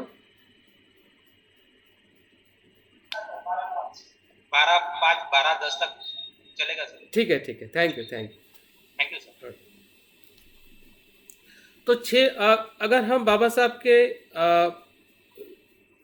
बोधिचित्त के विकास की अगर हम बात करते हैं कि बाबा साहब का जो बोधिसत्व आदर्श कैसे आगे बढ़ा, तो उसको 2 पहलू में हम देख सकते हैं कि उनका एक आंतरिक पहलू का मतलब वो खुद जिए, जिसे 6 पारमिता का आचरण एक व्यक्तिगत आचरण है, जो बाबा साहब के जीवन में हमें 6 जो गुण कह सकते हैं या 6 प्रकार से उनका जो पूरा व्यक्तित्व जो है कैसे निखरते गया, कैसे वो बुद्ध के तरफ आगे बढ़ते गए दिन ब दिन, और वो बुद्ध की शरण में आए। तो वो 6 पारमिता को हम अध्ययन करते हैं, और साथ साथ में उनका 6 पारमिता के साथ में दूसरा जो पहलू जो है, जिसे हम सामाजिक पहलू कहते हैं, लोगों के लिए या समाज के लिए जो दिखने वाला पहलू है। फिर से हम इस पेड़ का उदाहरण ले सकते हैं कि जो पहलू दिखता नहीं है, जैसे कि भीतर के जो रूट्स होते हैं, मूल होते हैं, वो दिखाई नहीं देते हैं, लेकिन पेड़ का जो ऊपर का पहलू हमें दिखाई देता है, और उससे हमें छाँव मिलती है, फल मिलता है, फूल मिलते हैं, और हमें उसी के आधार पे उस पेड़ को हम शरण जाते हैं या उस सहारा लेते हैं या उसका हम सुख लेते हैं। तो बाबा साहब के व्यक्तित्व में या बोधिसत्व आदर्श में जो उनके 6 जो भीतरी जो पहलू जो थे, वो है दान का पहलू, दान पारमिता, शील पारमिता, शांति पारमिता, वीर्य पारमिता, ध्यान पारमिता और प्रज्ञा पारमिता। लेकिन जब आंतरिक पहलू को हम देखते हैं कि बाबा साहब का दान देने का जो गुण जो था, पारमिता का मतलब है एक जगह से दूसरे जगह पे ले जाने वाला, हाँ, पार कर देना, हाँ, संसार से निर्वाण की तरफ ले जाने वाला मार्ग मतलब पारमिता, या दुख से सुख की तरफ ले जाने वाला, अस्पृश्यता के दुख से एक समानता के सुख की तरफ ले जाने वाला मार्ग मतलब पारमिता।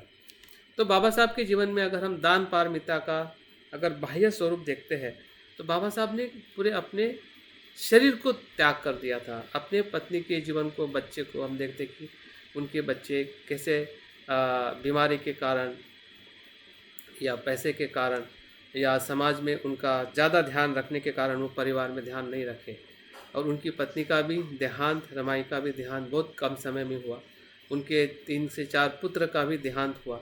तो ये सभी प्रकार का जो उनका परित्याग था या समर्पण जो था, हाँ, उनके भीतर दान की पारमिता होने की वजह से ही वो इस प्रकार से अपने सभी भौतिक या सांसारिक जो उनके पास में शरीर था, परिवार था, पैसा था, शिक्षा थी, हाँ, सभी प्रकार से वो दान देने के लिए पूरी तरह से मुक्त रहे।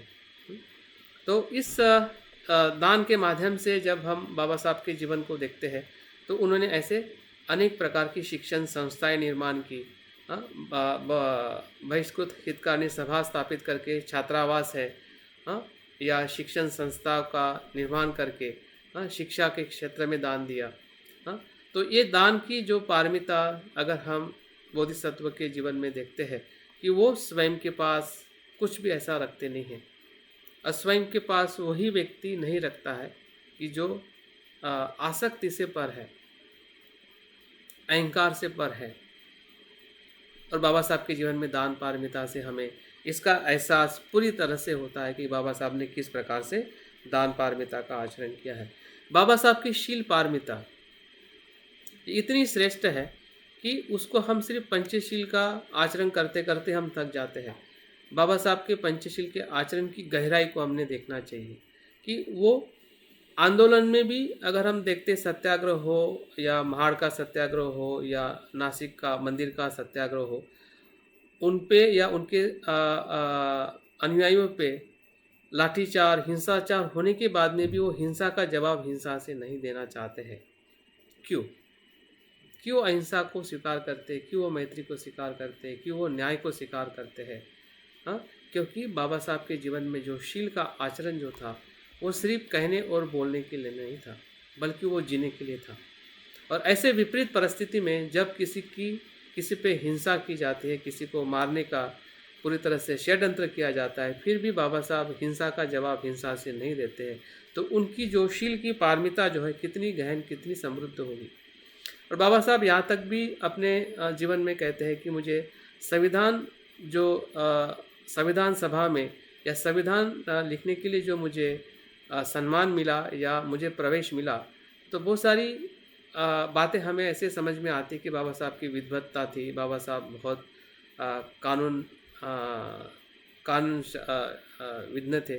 लेकिन बाबा साहब उसमें और एक बात याद करते हैं कि भले मैं कानून में कितना भी पारंगत हूँ या मेरे पास कितनी भी डिग्री है, लेकिन अगर मेरे पास में शील नहीं होता, अगर शील से मैं कहीं से भी अगर अपूर्ण होता या मुझे कुछ शीलों में अगर मैं कमज़ोर होता, तो वो एक कारण बनता कि मुझे वो अपॉर्चुनिटी मिलने के बाद में भी वो मुझे अंदर नहीं आने देते। अगर वो मुझे रोक नहीं सके, इसका कारण विद्वत्ता तो थी, लेकिन साथ साथ में शीलाचरण भी था। और इस शील के पारमिता से बाबा साहब को वो सुंदर अवसर मिला, जिस अवसर का उन्होंने पूरी तरह से उपयोग करके संविधान का निर्माण किया है, जो हमें बाह्य तौर पे हम उसका अधिकार के तौर पे एक उसका हम आज जीवन जी रहे हैं। तो शिलाचरण बाबा साहब का जितना भीतर था, उसी शिलाचरण के कारण बाह्य लाभ हमें वो दे पाए हैं। अगर वो भीतर से वो दानशील नहीं होते, भीतर से वो शीलवान नहीं होते, तो बाह्य जो उनके जो भी कार्य आंदोलन हम देखते हैं, जानते हैं, तो उतनी सफलता से या उतने कल्याणकारी वो आंदोलन नहीं होते। और हर आंदोलन कहीं ना कहीं अपने जगह पे रुक जाता या उसका भी परिणाम होता। लेकिन बाबा साहब के आंदोलन में ऐसा कोई भी हिंसात्मक या अमानवीय या अकल्याणकारी ऐसी कुछ बात हुई है समाज के लिए, देश के लिए, ऐसी कुछ भी बात, कुछ भी आंदोलन बाबा साहब के जीवन में बाह्य रूप में दिखाई नहीं देता है। तो इतनी एक्यूरेसी और इतनी स्पष्टता और इतनी कल्याणकारी घटनाएं बाबा साहब के आंदोलन में क्यों और कैसी हुई होगी। आज हम थोड़ा भी कोई आंदोलन करते हैं तो बहुत सारी बातें होने की संभावना होती है और हो भी जाती है, क्योंकि हम भी कहने की शील से इतने पक्के नहीं होते हैं, या दान भावनाओं में हमारा कहने की अहंकार होता है, या हमारी कहने की आसक्ति होती है, पद प्रतिष्ठा की हो या किसी भी प्रकार की, और हम अपने उसी संस्था को, उसी आंदोलन को हम खुद ही निर्माण करते हैं और खुद ही नष्ट कर देते हैं। लेकिन बाबा साहब के जीवन में जो भी संस्थान है या जो भी आंदोलन है वो पूरी दिशा से और पूरे लक्ष्य के साथ आगे गए हैं, क्योंकि बाबा साहब का दान और शील का जो आचरण जो था वो पूरी तरह से उनके जीवन में हमें दिखाई देता है। बाबा साहब की शांति और वीर्य पारमिता। बाबा साहब की शांति का अर्थ यह है सहनशीलता। बाबा साहब इतने सहनशील थे बचपन से लेके उनके आखिरी सांस तक। बचपन से लेके मतलब उनको पानी पीने को नहीं मिलता था, फिर भी वो पढ़ाई करते थे। ऐसा कहते हैं कि बाबा साहब बचपन में घर से जो पानी पी के जाते थे उसी पानी के पीने के बाद वो घर पे आके पानी पीते थे शाम। तो बाबा साहब की सहनशीलता नहीं तो क्या है।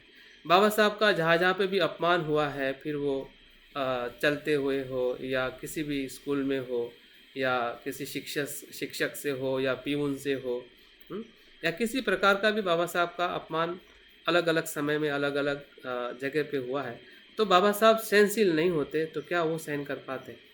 बाबा साहब अमेरिका में जाकर जो पढ़ाई अध्ययन किया, ऐसा कहते हैं कि वो एक ब्रेड पे एक दिवस निकालते थे।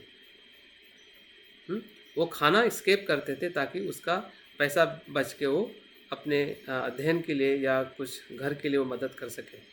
तो उनकी वो जो भूख की जो सहनशीलता है, क्या वो सहनशीलता नहीं थी? बिल्कुल सहनशीलता थी। तो फिर वो भारत में हो या विदेश में रहते हुए जिस प्रकार से उन्होंने अपने जीवन को एक सादगी के तौर पर और अधिक अध्ययन करने के लिए उन्होंने जो अपने शरीर और मन को समर्पित किया था, वो सभी चीज़ें सहनशीलता इस बात को दर्शाती है। और वो सहनशीलता होने के कारण ही वो समाज में वो कार्य कर सके। कहीं पे भी बाबा साहब के दर्शन में, बाबा साहब के आचरण में द्वेष दिखाई नहीं देता है, बदला दिखाई नहीं देता है। भले उस किसी भी समाज में किसी भी व्यक्ति ने उनका अपमान किया हो, और वो स्वयं भी कहते हैं कि सबसे ज़्यादा अपमान करने वाला मैं ही हूँ इस भारत देश में, जिसका मेरा सबसे ज़्यादा अपमान हुआ है। फिर भी बाबा साहब उन लोगों के प्रति या देश के प्रति उनकी जो अवधारणा है, वो अहितकारिक नहीं है। देश का वो हमेशा हित चाहते थे। हित करने के लिए बाबा साहब ने हर एक कार्य किया है, और किसी प्रकार की भी उनके मन में द्वेष है या तिरस्कार हमें दिखाई नहीं देता है। क्यों? क्योंकि वो शांति की पारमिता में वो संपन्न थे, और उनका वीर्य जो है, उत्साह जो है, उनके हर कृति में दिखाई देता है। उनके अभ्यास में उत्साह दिखाई देता है, उनके लेखन में उत्साह दिखाई देता है, उनके आंदोलनों में उनका समर्पण है। अपने समय का पूरी तरह से समाज के लिए समर्पण करना, ये उनके वीर्य का ही प्रतीक है। वीर्य इस प्रकार से दिखाते हैं कि जिस प्रकार से हाथी एक तालाब में नहाता है और दूसरे तालाब में फिर से उसी उत्साह से नहाने के लिए जाता है, वो थकता नहीं है, निरंतर प्रयास करता है। जिस प्रकार से बुद्ध अपने बुद्धत्व प्राप्त करने के बाद 45 वर्ष तक निरंतर चलते रहे लोगों के दुखों को मुक्त करने के लिए, उसी प्रकार से बाबा साहब के जीवन में भी वीर्य जो है वो थमा नहीं है। उनके एक एक जीवन की घटना को देखते हैं या कार्य को देखते हैं तो ऐसी एक सूची दिखाई देती है कि ऐसा कोई महीना, कोई दिन ऐसा नहीं रहा कि बाबा साहब किसी कार्य में या किसी आंदोलन में वो नहीं सम्मिलित हुए हैं, ऐसा दिखाई नहीं देता है। अनेक आंदोलन, अनेक कार्य बाबा साहब निरंतर करते रहे, ये बाबा साहब की वीर्य पारमिता है।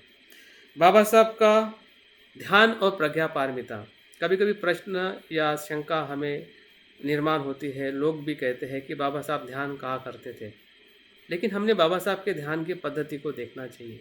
बाबा साहब की जो एकाग्रता और सूक्ष्मता का जो अध्ययन करने का जो तरीका है, ये बाबा साहब के मन की एकाग्रता है।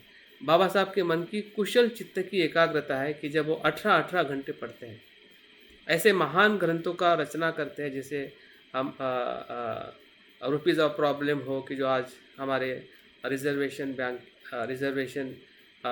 बैंक की आधारशिला है, या कॉन्स्टिट्यूशन हो, या बुद्धायनिस धम्मा हो, या ऐसे अनेक जो ग्रंथ की जो रचनाएं हैं, बिन ध्यान से, बिन एकाग्रता से कोई भी मनुष्य नहीं कर पाता है। तो बाबा साहब के जीवन में एकाग्रता एक किस प्रकार से ध्यान के चित्त से आई हुई अनुभूति रही होगी, और उसी के कारण इतनी सारी घटनाएं, इतने सारे आंदोलन बाबा साहब के जीवन में हम देख पाते हैं। बाबा साहब की प्रज्ञा तो बहुत ही अनोखी है, इसलिए उनको हम सिंबल ऑफ नॉलेज भी कहते हैं।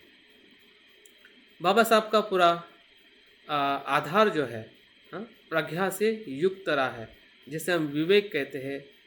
फिर वो ईश्वर का खंडन करने में भी वो प्रज्ञा से देखते हैं, जातिवाद का खंडन करने में भी वो प्रज्ञा से देखते हैं, समानता का भी स्थापित करने के लिए वो प्रज्ञा से देखते हैं। फिर समानता वो मनुष्य की हो, या स्त्री पुरुष की हो, या किसी भी जाति, किसी समाज की हो। तो बाबा साहब के हर एक पहलुओं को अगर हम देखते हैं कि हर तरीके से बाबा साहब प्रज्ञावान थे। उनके अध्ययन में ऐसा कोई विषय नहीं था कि जिसका अध्ययन उन्होंने नहीं किया हो। हर विषय के अंतर्गत वो पूरी तरह से समर्पित थे, भले वो समाजशास्त्र हो, अर्थशास्त्र हो, मनोविज्ञान हो, मानव शास्त्र हो, कायदा हो, इतिहास हो, बौद्ध धर्म हो, या ऐसे अनेक वैज्ञानिक दृष्टिकोण भी बाबा साहब के बहुत स्पष्ट थे। तो ऐसा नहीं था कि बाबा साहब के पास विज्ञान का ज्ञान नहीं था। बाबा साहब पूरी तरह से विज्ञान की बहुत सारी बातें बाबा साहब को पूरी तरह से समझ में आती थी, किस प्रकार से विज्ञान समाज में और संसार में कार्य कर रहा है। तो इस प्रकार से बाबा साहब की जो प्रज्ञा है, वो भी भीतर से आई हुई प्रज्ञा है। वो सिर्फ डिग्री लेके या किताबों के अध्ययन से आई हुई प्रज्ञा, जिसे हम शिक्षा कहते हैं, वो शिक्षा बाबा साहब की प्रज्ञा नहीं थी।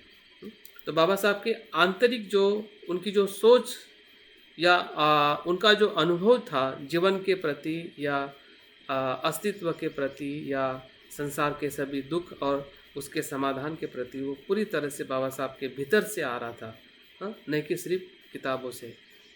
किताब तो निर्जीव होती है, लेकिन जब वो भीतर से स्पर्श करके बाहर आती है तो सजीव बनने जाती है। सजीवता तभी आती है शिक्षा में या ज्ञान में, जब वो हृदय को स्पर्श करके बाहर आती है। और बाबा साहब की जो भावनात्मक प्रज्ञा जो है, वो पूरी तरह से बाबा साहब के जीवन में हमें दिखाई देती है।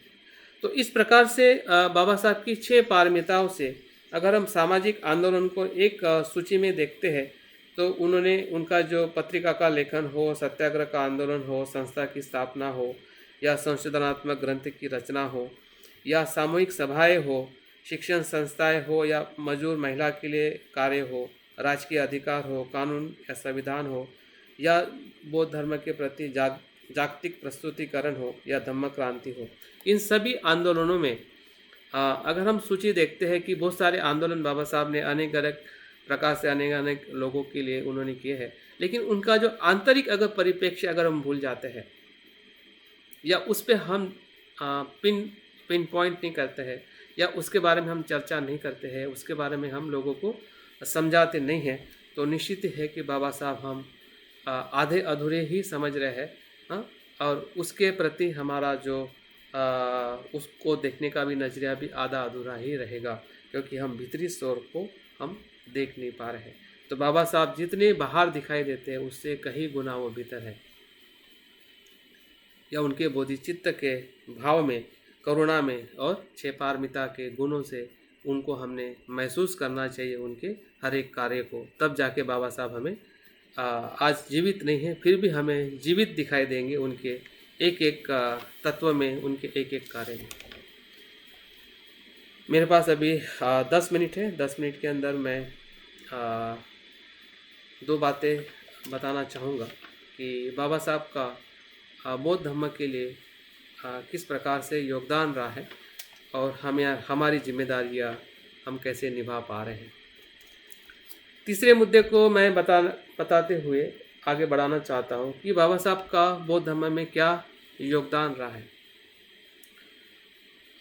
दो बातों से तीन बातों से बाबा साहब का योगदान मुझे समझ में आता है कि एक तो उनका विचार दर्शन क्या था, ग्रंथ रचनाएं क्या थी, और जिस प्रकार से उन्होंने विभिन्न संस्थान या परिषदों का जो उन्होंने आयोजन किया है, उनके माध्यम से हम देख पाते हैं कि बाबा साहब बौद्ध धर्म में किस प्रकार से रुचि रखते थे और किस प्रकार से वो योगदान वो करना चाहते थे।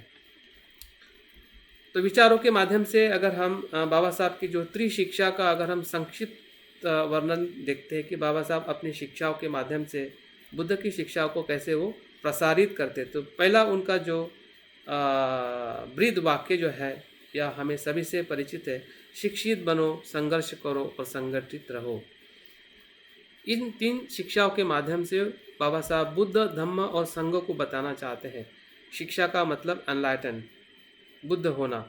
संघर्ष का मतलब शुद्ध होना। संघर्ष का मतलब सिर्फ बाह्य समस्या पे संघर्ष नहीं करना है, बल्कि हमारे भीतर जो हमारा मन है, हमारा चित्त है, उसको शुद्ध करना, संघर्ष करना स्वयं के जीवन के साथ और संगठित बनना। जब हमारा मन शुद्ध होता है, जब हम संघर्ष करते हैं, शुद्धिकरण करते हैं, तभी हम संगठित होके हम संस्था या संगठन बन के हम कार्य कर सकते हैं। तो इस प्रकार से बाबा साहब के विचारों में हम शिक्षित बनो, संघर्ष करो और संगठित बनो, इससे हम बाबा साहब के विचार दर्शन से बाबा साहब का योगदान देख सकते हैं। बाबा साहब का और एक महत्वपूर्ण वाक्य है या शिक्षा है, वो है स्वतंत्रता, समता, बंधुता। सामाजिक समानता को स्थापित करने के लिए या जातिहीन समाज स्थापित करने के लिए तीन मूल्य को हमने गहराई से समझना चाहिए। बाबा साहब का संपूर्ण ये बौद्ध दर्शन है। बाबा साहब स्वयं कहते हैं कि ये जो तीन तत्व मैंने फ्रेंच राज्य क्रांति से नहीं लिए हैं, बल्कि मैंने मेरे गुरु जो है बुद्ध से लिए हुए ये सिद्धांत है। बाबा साहब का और एक स्टेटमेंट बहुत महत्वपूर्ण है। 1956 में जब BBC लंदन में उनको एक प्रश्न किया जाता है कि why you like Buddhism, why I like Buddhism. इस प्रश्न पे बाबा साहब तीन बातों का जिक्र करते हैं। मैं बौद्ध धर्म से इसलिए प्रभावित हूँ, इसलिए मुझे पसंद है, क्योंकि बुद्ध धर्म में प्रज्ञा, करुणा और समता का सिद्धांत है। तो इस तत्व से भी हम देख सकते कि बाबा साहब के विचार दर्शन से बाबा साहब किस प्रकार से बौद्ध धर्म को जानते थे और अपने जीवन में उसका अनुसरण करते थे। और तीन प्रकार के जो दैवत के अनुसार भी बाबा साहब के दर्शन को हम देख सकते हैं कि बाबा साहब का दैवत जो है, जिसकी वो पूजा करते हैं, वो है विद्या, स्वाभिमान और शील। ये भी बुद्ध की ही शिक्षा है। विद्या मतलब प्रज्ञा, स्वाभिमान और शील और शिलाचरण। तो ऐसे बाबा साहब के विचारों में बाबा साहब स्वयं कहते हैं कि बौद्ध धर्म का प्रचार प्रसार करना ही मानवता की सच्ची सेवा है। जो बाबा साहब के आखिरी शब्द है नागपुर भूमि पर, जब वो अपने धर्मांतर करने के बाद जो आखिरी जो शब्द कहते हैं, वो यही शब्द है। तो इससे भी बाबा साहब के दर्शन से हम देख सकते हैं कि बाबा साहब बौद्ध धर्म के प्रति किस प्रकार से वो समर्पित थे। और यहाँ तक कहते हैं कि मैं अंतिम समय तक बौद्ध धर्म के लिए ही कार्य करूँगा। ये बाबा साहब के स्टेटमेंट है, बाबा साहब के विचार है कि जिसके माध्यम से हमें बाबा साहब का पूरा व्यक्तित्व जो है बौद्ध में जानते हुए या हम मानते हुए हम देख सकते हैं। अगर हम लेखन के संदर्भ में बाबा साहब के बौद्ध धर्म का योगदान देखते हैं, तो उनके जो आंदोलन के विभिन्न जो समय में विभिन्न जो पहलू रहे हैं, तो 1920 से उनका जो आंदोलन शुरू हुआ था मुक्त नायक से, वहाँ से लेके 50 के आसपास तक विभिन्न पहलुओं से बाबा साहब ने आंदोलन किया है। जैसे कि सत्याग्रह के माध्यम से या राजकीय अधिकार के माध्यम से या शैक्षणिक संस्था के माध्यम से। लेकिन 1950 से लेकर 1956 का बाबा साहब का जो आंदोलन रहा है, वो पूरी तरह से बौद्ध धर्म के परिप्रेक्ष्य में रहा है। भले 1935 में उन्होंने घोषणा की थी कि मैं हिंदू धर्म में पैदा हुआ हूँ, ये मेरे हाथ की बात नहीं, लेकिन हिंदू धर्म में नहीं मरूंगा। ये उनकी जो प्रतिज्ञा है धर्मांतर की, वहाँ से लेके 21 साल तक का जो प्रवास और विशेषतः 1950 से लेके 1956 का जो प्रवास, 6 वर्ष का प्रवास जो है पूरी तरह से बाबा साहब का बौद्ध धर्म के आंदोलन के लिए या बौद्ध धर्म के योगदान के लिए रहा, ऐसा मैं देख पाता हूँ। तो वहाँ से जो उनका 1950 में पहला जो उनका लेख जो है महाबोधि सोसाइटी कलकत्ता में प्रकाशित हुआ है, वो है बुद्ध और उनके धम्म का भवितन। इस ग्रंथ का अगर हम इस लेख का अगर अध्ययन करते हैं तो बाबा साहब की जो भविष्यवाणी जो थी या एक ऊंची जो बुद्ध के धम्म के प्रति जो बुद्ध धम्म संघ का जो उन्होंने एक विस्तृत वर्णन उसमें किया है कि बुद्ध का धम्म कैसे विश्व का धम्म है और क्या क्या बातें उसमें होनी चाहिए। बुद्ध का संघ जो है वो सिर्फ एक संगठन नहीं बल्कि वो वैश्विक आंदोलन होना चाहिए। बुद्ध का जो उपासक है वो सिर्फ भिक्षु भिक्षुनी नहीं बल्कि वो धम्म सेवक होना चाहिए। तो बाबा साहब के हर एक पहलू को अगर हम इस लेख में देखते हैं तो बाबा साहब क्या चाहते थे और किस प्रकार से बौद्ध धर्म को वो फिर से पुनर्स्थापित करना चाहते थे 1950 के इस आंदोलन में या इस लेख में बाबा साहब का योगदान हमें दिखाई देता है। बाबा साहब की जो मराठी में जो रचना है बौद्ध पूजा पाठ जो 1950 में श्रीलंका से जब वापस आते हैं और उनका मन बौद्ध धर्म के पूरी तरह से समर्पण की तरफ बढ़ता है, तो सबसे पहले वो ये देखना चाहते हैं कि मैं अपने समाज को संस्कारों से लाभान्वित करूं, किस प्रकार से बुद्ध धर्म में संस्कार होता है ताकि बौद्ध धर्म का आगे चल के वो अंगीकार कर सके। अस्पृश्यता की ओर कैसे, शूद्र पूर्वी कौन थे, ये सभी ग्रंथ कहने की बुद्ध की उस मूल हमारी जो विरासत है उसको उजागर करने वाले ग्रंथ है कि हम सभी बौद्ध थे। और ये भी एक बहुत ही बड़ा बाबा साहब का संशोधनात्मक योगदान है। हिंदू नारी का उत्थान और पतन, ये लेख भी बहुत महत्वपूर्ण है। भारतीय संविधान में हम बुद्ध के तत्व देखते हैं। बुद्ध या कार्ल मार्क्स, ये महत्वपूर्ण बाबा साहब का जो लेख जो है, जो काठमांडू में नेपाल में वो परिषद में वो उसका विस्तृत वर्णन करते हैं। बुद्ध और उनका धम्म ये ग्रंथ हमारे लिए तो बहुत ही महत्वपूर्ण, या ऐसा कह सकते कि बाबा साहब की संपूर्ण जो सोच जो है पूरे इस ग्रंथ में हमें दिखाई देती है।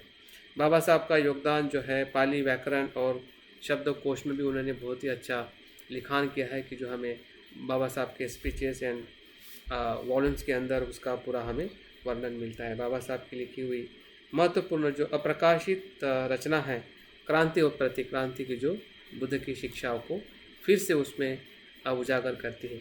तो ऐसे बहुत सारे बाबा साहब के कार्यों को अगर हम देखते हैं, विचार या उनकी रचनाएं एक प्रकार से पूरी तरह से बोधमय रही है, लेकिन उनका पूरा व्यक्तित्व ही कैसे बोधिसत्व का है, जहाँ से हमने उनके जन्म के बाद जो बुद्ध के संपर्क में आने का जो उनका परिप्रेक्ष्य है और वहाँ से जो उनकी जो चर्या शुरू हुई है वो बोधिचर्या या बोधिसत्व की चर्या थी। बाकी सब चीज़ें 1956 में पूरी तरह से एक ऐसा कह सकते कि समाज के लिए खुली करने का प्रयास वहाँ से बाबा साहब ने शुरू किया है। पहले तो वो सुप्त या अपने अनेक आंदोलन में वो अनेक प्रकार से लोगों को लाभान्वित किए, लोगों को जागरूक किए, लोगों को अपनी समस्या और अपने सम्मान का उन्होंने मार्ग दिखाया, और उस मार्ग का अनुसरण करने के लिए बाबा साहब ने हमें बुद्ध की शिक्षा का धम्म देते हुए 1956 14 अक्टूबर को हमें सभी को बौद्ध बनाया 22 प्रतिज्ञा देकर। अंतिम समारोपण के तरफ मैं आपको लेके जाते हुए संक्षिप्त में कि हमारी इन सभी बातों के लिए जो अभी तक मैंने कुछ बातें बताई है, इसमें हमारी जिम्मेदारी क्या है या क्या उसके ऊपर हमारे उपाय है, सिर्फ मैं शब्दों में बताऊंगा, उसका विश्लेषण आप स्वयं भी कर सकते हैं कि हमारी जिम्मेदारियां में हमारी सफलता हमें क्या प्राप्त हुई और क्या विफलता है। सिर्फ मैं मुद्दे में बात करूंगा और मेरे अपनी बात को यहाँ पर मैं समाप्त करने वाला। तो हमें जो सफलता मिली है बाबा साहब के पूरे आंदोलन या पूरे उनके व्यक्तित्व की वजह से, कि हमारा शिक्षा का स्तर अच्छा हुआ है जब से हम बुद्ध के संपर्क में आए हैं या हम बौद्ध बने हैं। दूसरा जो हमें लाभ हुआ है कि जो हमारी मानसिक गुलामी थी अंधश्रद्धा थी ईश्वर के प्रति या जातिवाद के प्रति, उस गुलामी से भी हम मुक्त होते हुए देख पाते हैं। हमारा आर्थिक विकास हुआ जिसका हमें लाभ मिल रहा है। हमें सम्मान या मनुष्य होने का हमें एहसास मिला है बाबा साहब के आंदोलन से। और सबसे बड़ी बात जो हमें बौद्ध संस्कृति की फिर से विरासत हमें मिली है। ये बातें निश्चित ही हमें सफलता की तरफ ले जाने वाली है, जिसका मैंने जिक्र किया है वो हम अपने जीवन में देख सकते हैं। लेकिन विफलता क्या है, किसका हमें अभाव है? और मुझे लगता है कि इस बात पे हमें आप बाद में इस पे ज़रूर हम चिंतन करके इसके ऊपर अलग से भी वर्कशॉप ले सकते, ताकि हमारी विफलता है, अभाव है, इस पे हमने कैसे कार्य करना है। तो पहली जो विफलता या अभाव जो मुझे दिखाई देता है वो है कि बौद्ध शिक्षा और अन्य धर्म का हम तुलनात्मक गहन अभ्यास नहीं करते हैं। ये सबसे बड़ा हमारा अभाव है। बुद्ध की जो शिक्षाएं जो है थेरवाद से लेके महायान, वज्रयान या भारतीय बौद्ध धर्म या अन्य बौद्ध धर्म की जो शिक्षा है या अन्य धर्म की शिक्षाओं का भी हम बहुत कम अध्ययन करते हैं, विशेषता तुलनात्मक। यह हमारी सबसे बड़ी कमजोरी कह सकते हैं या उस पर हमें कार्य करने की ज़रूरत है। दूसरी जो मुझे ऐसा समझ में आता है कि हमारे जो बौद्ध विद्वान हैं और प्रचारों का बहुत अभाव है। हमें कुछ विद्वान हमें दिखाई देते हैं महाराष्ट्र में या और कई राज्यों में, लेकिन फिर भी उसमें जो आने वाली जो संख्या जो है वो बढ़ नहीं रही है। शायद जैसे जैसे पहले के जो विद्वान या हमारे लेखक रहे हैं, उसके बाद में नए लेखक या नए विद्वान का आना या उधर हमारा विकास होना, कहीं न कहीं उसमें हम विफल होते जा रहे हैं। तीसरी जो बात है, हमारे जो बौद्ध संगठन हैं, जो भी है, छोटे हैं, बड़े हैं, पुराने हैं, नए हैं, बाबा साहब के बनाए हुए हैं या हम बाकी लोगों ने बनाए हुए, उसमें बहुत अंदर अहंकार और ईर्ष्या रहती है। हम बहुत ही स्पर्धात्मक और ईर्ष्यात्मक कहीं न कहीं हमारे आंदोलनों को हम चलाते हैं। हमारा आंदोलन दूसरे आंदोलन से मिलकर चलने वाले बहुत कम आंदोलन हम देख पाते हैं। ये हमारा सबसे बड़ा कार्य है कि जब हम अपने समाज को आगे ले जाने के लिए हम पूरे सफल नहीं हो पा रहे। चौथी जो बात जो है कि नई जो पीढ़ी जो है, जो नई जनरेशन जो है, उनमें ध्यान और धम्म की रुचि का अभाव कहीं ना कहीं ज़्यादा दिखाई देता है। एक ही परिप्रेक्ष्य से हम नवयुवाओं को तैयार कर रहे हैं, सिर्फ शिक्षा और नौकरी, शिक्षा और नौकरी। इसके अलावा कुछ भी बातें हमें नई पीढ़ियों में हमें बहुत कम रुझान दिखाई देता है, या उसके लिए कोई भी ऐसी प्रवृत्ति नहीं होती है कि वो ध्यान और धम्म में रुचि ले। ये हमारे लिए बहुत ही बड़ी विफलता आज के आने वाले नई पीढ़ियों में हमें दिखाई देती है। उसके बाद मनोवैज्ञानिक और संशोधनात्मक पद्धति का हम बहुत कम इस्तेमाल करते बाबा साहब का और बुद्ध का अध्ययन करने के लिए। जो कुछ हमें सामाजिक तौर पे जो हमें बताया गया है या जो लोग मानते हैं, उसी के आधार पे बुद्ध बाबा साहब को मान लेते हैं, लेकिन उसका मनोवैज्ञानिक और संशोधनात्मक पद्धति से मानकर अध्ययन करके उसका स्वीकार करना, उसमें हम काफ़ी कमज़ोर होते जा रहे हैं। उसके बाद लेखन और ग्रंथ रचना में भी हमारे बहुत कम प्रयास होते जा रहे हैं।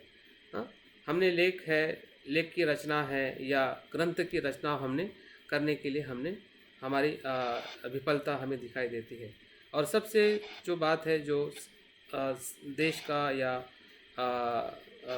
विशिष्ट जो संस्थान बनाने के लिए हमें जो मदद मिलनी चाहिए, हमें पॉलिटिक्स मदद नहीं मिलती है, और उसके वजह से हमारे जो पाली संस्थान है, बौद्ध संस्थान है, वो इंडिपेंडेंटली हम पूरी तरह से स्थापित नहीं कर पा रहे। तो इन सभी विफलताओं के साथ कुछ हमारी सफलताएं भी है, लेकिन उसमें उपाय 3 प्रकार से हमने ढूंढना चाहिए। पहला जो उपाय जो है कि सबसे पहले हमने व्यक्तिगत तौर पे हमारा शरणगमन या स्वयं का बुद्ध होने का जो प्रयास है वो हमेशा हमने सेंटर में रखना चाहिए। बाबा साहब का आंदोलन समाज के लिए तो था, लेकिन उसके मूल केंद्र में वो स्वयं के लिए भी था।